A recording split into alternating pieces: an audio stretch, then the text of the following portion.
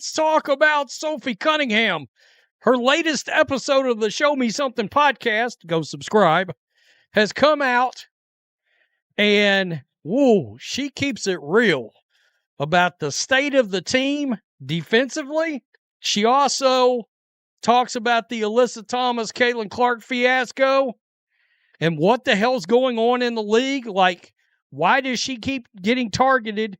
And she also slams the league for not marketing. On her own podcast, a current WNBA player recently criticized her league in strong terms, focusing on issues involving Caitlin Clark, alleged cheap shots, referees not taking action, and even the league excluding its biggest star from its own promotional materials. Sophie Cunningham did not hold back, calling the situation a joke, even while knowing she could face penalties for speaking out.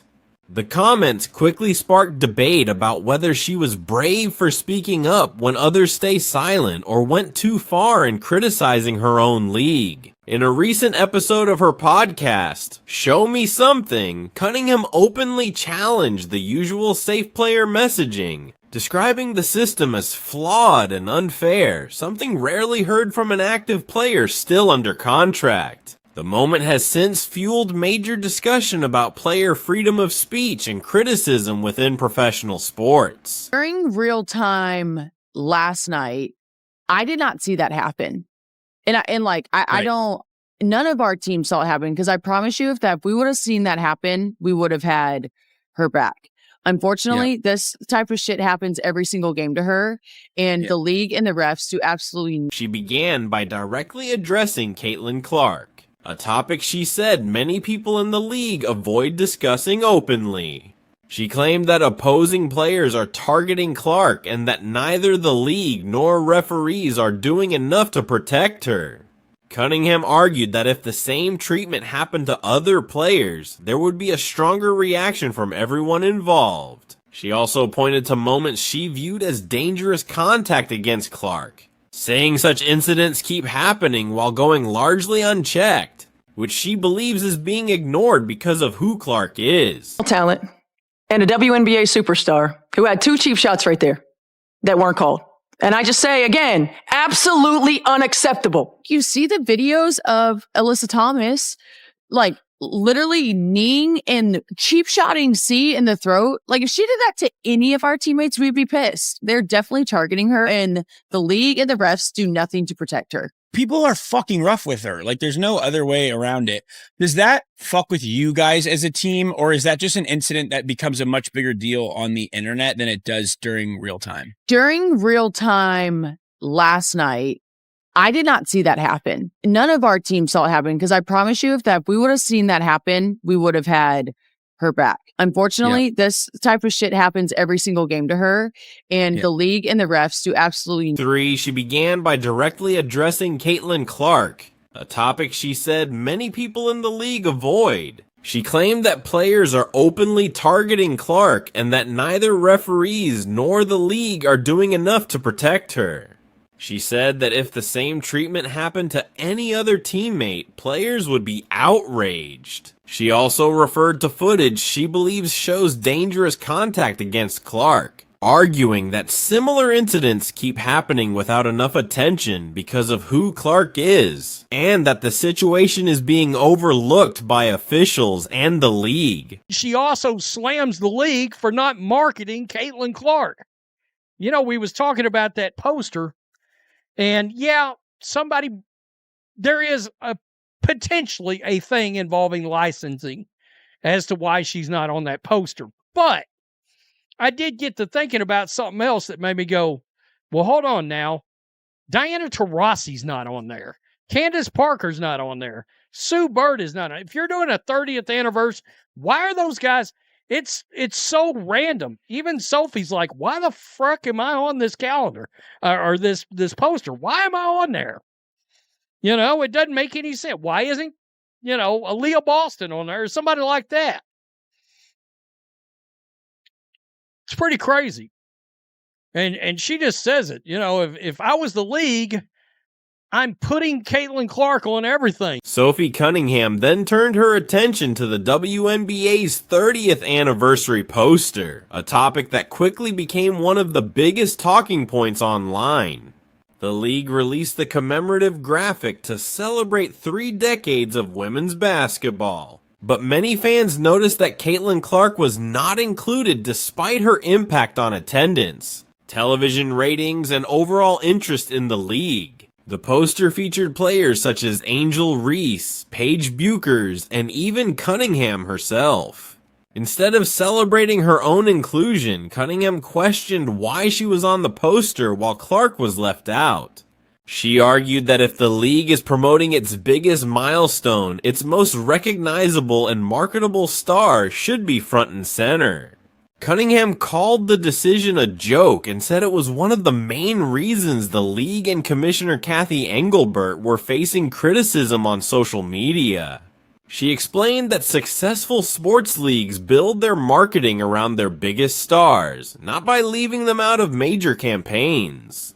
Cunningham also pointed to players like Aaliyah Boston and Kelsey Mitchell as important names who help attract fans, but insisted that Clark should have been the centerpiece of the promotion because of her unmatched ability to draw viewers and sell the league. In her opinion, ignoring the league's biggest attraction while expecting marketing campaigns to succeed makes little business sense. She added that if the WNBA truly wants to maximize its growth, it should consistently promote the players fans are most excited to watch.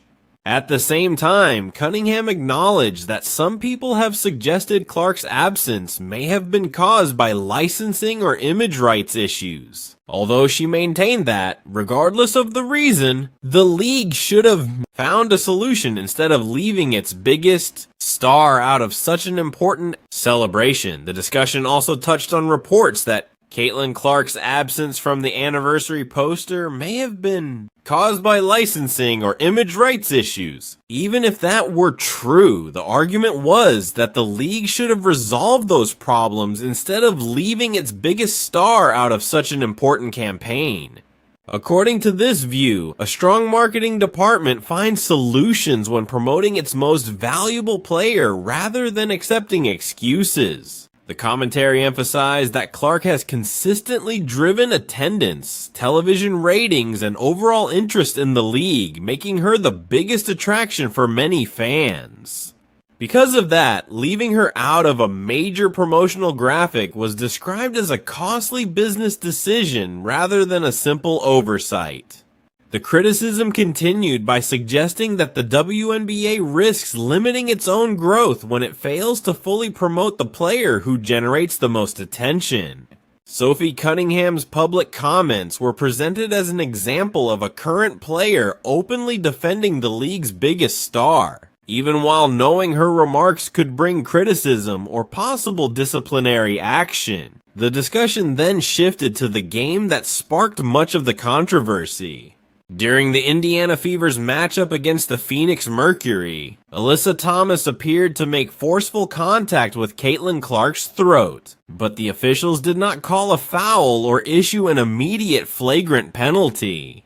Only after video of the incident spread widely online did the league review the play and later upgrade it to a flagrant 2 foul, fueling even more debate about officiating standards, player safety, and whether Clark receives enough protection during games. The discussion then focused on the league's response after the incident involving Alyssa Thomas and Caitlin Clark. According to the commentary, Thomas was fined $1,000 and suspended for 1 game after the play was reviewed. But many critics argued that the punishment was too lenient to serve as a meaningful deterrent.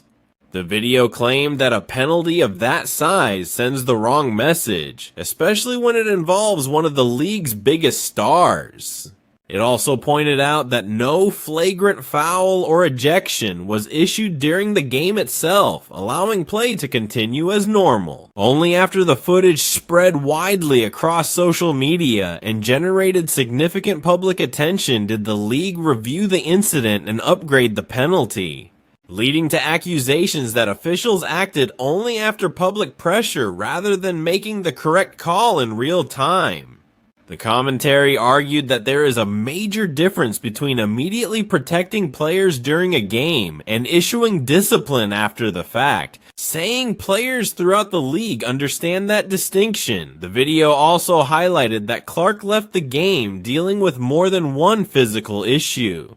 In another sequence, she landed awkwardly after coming down on a defender's foot while attempting a three-point shot, appeared to injure her back, and the play remained only a personal foul even after review. According to the commentary, Clark experienced multiple dangerous plays in the same game without receiving the level of protection expected for any player. It added that Clark later missed the Indiana Fever's next game against the Los Angeles Sparks after head coach Stephanie White said there was no timetable for her return. White also publicly criticized the officiating, telling reporters that her team's superstar and generational talent had been involved in two dangerous incidents that were not properly addressed by the officials. The commentary argued that when both a player like Sophie Cunningham and the team's head coach publicly question the officiating in the same week, it reflects growing frustration within the organization. Overall, the situation intensified the debate over player safety, referee consistency, league discipline, and whether the WNBA is doing enough to protect its biggest stars during games. Sophie Cunningham did not limit her criticism to the league. She also openly addressed the Indiana Fever's own shortcomings, saying the team's defensive struggles are obvious and cannot be ignored. She admitted that the Fever have not defended consistently and pointed out that the statistics back up her comments. Despite holding a winning record, the team has been allowing around 90 points per game, and in its matchup against the Phoenix Mercury, it surrendered approximately 111 points to a team that typically scores much less. Cunningham argued that performances like that make it clear the defense must improve if the Fever want to compete with the league's best. Her comments also indirectly place pressure on the coaching staff, since defense has long been considered one of the team's main areas of emphasis. By publicly acknowledging those issues, she highlighted problems that many fans and analysts had already been discussing, even though doing so could create uncomfortable conversations within the organization. She also pointed to the Fever's discipline as another major concern, noting that the team commits a high number of personal fouls, which frequently sends opponents to the free throw line and disrupts its own momentum. At the same time, Cunningham made it clear that she was not speaking from a position of personal success. Coming off the bench, she acknowledged that her own recent offensive production had declined, showing that she was willing to include herself in the criticism rather than placing all the blame on others. She emphasized that her goal was not to attack her teammates or coaches, but to be honest about what needs to improve. Despite her frustrations, Cunningham expressed confidence in the Fever's potential, saying the team has the talent to become a serious contender once it figures out how to play more consistent defense. In her view, the comments came from a desire to help the team improve rather than from resentment, making her message one of accountability, honesty, and belief that the Fever can still reach a much higher level. The controversy did not end with Sophie Cunningham's podcast. Fans across social media also reacted strongly, turning the WNBA's anniversary poster and Caitlin Clark's omission into one of the biggest talking points of the week.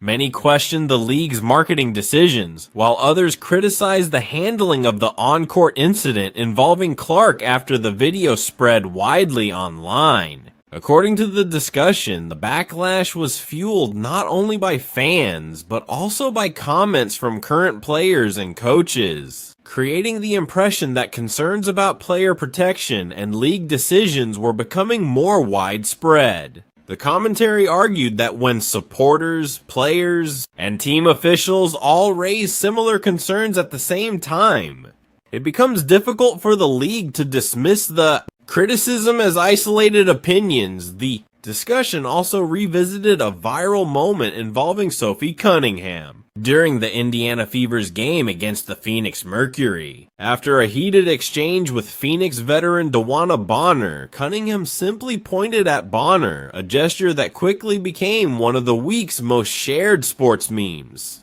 Cunningham later said she received a technical foul for the gesture, despite claiming she never said anything and only pointed, calling it one of the weakest technical fouls she had ever seen.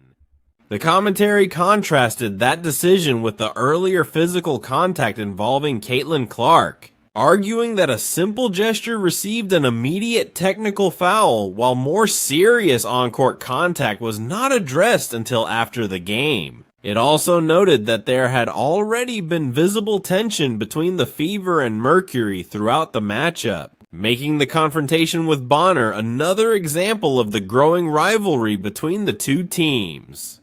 Overall, these incidents added even more fuel to the ongoing debate surrounding officiating, consistency, player safety, and how the league handles high-profile situations. For several weeks, the rivalry between the Indiana Fever and the Phoenix Mercury has continued to intensify, with many fans believing Caitlin Clark has repeatedly been on the receiving end of unnecessary physical play. The commentary argues that when those incidents are viewed alongside Clark being left off the WNBA's 30th anniversary promotional poster, they create a much larger conversation about how the league is handling its biggest star. According to the speaker, Clark has become the driving force behind sold-out arenas, record television ratings, and growing interest in women's basketball, making her one of the league's most valuable assets. Because of that, the video claims it makes little sense for the WNBA to repeatedly find itself facing criticism over the way it markets and protects the player who brings so much attention to the sport. The discussion suggests that many fans see these controversies as missed opportunities for the league to fully embrace its biggest attraction and continue building on its recent growth. The video also explains why Sophie Cunningham's comments resonated so strongly. Unlike media personalities or outside critics, Cunningham is an active WNBA player and Clark's teammate, meaning she accepted the possibility of backlash by speaking publicly. The commentary praises her willingness to challenge the league, arguing that she voiced concerns many fans, analysts, and even some players had already been expressing. Meanwhile, Clark has largely stayed out of the public debate, choosing to remain focused on basketball and allowing her play on the court to speak for itself. The discussion points out the irony that Cunningham, a reserve guard who even questioned why she appeared on the anniversary poster instead of Clark, ended up becoming one of the loudest voices defending the league's biggest star. According to the speaker, while many of the league's biggest names remained quiet and officials avoided responding publicly, Cunningham openly criticized the league's marketing strategy, officiating standards, and overall leadership. The commentary concludes by questioning whether league executives will seriously consider the criticism or simply dismiss it, arguing that Cunningham's remarks reflected concerns already shared by a large number of fans. It ends by asking viewers whether they believe she was justified in speaking out or if her public criticism crossed the line, while encouraging everyone to share their opinions in the comments and subscribe for more coverage.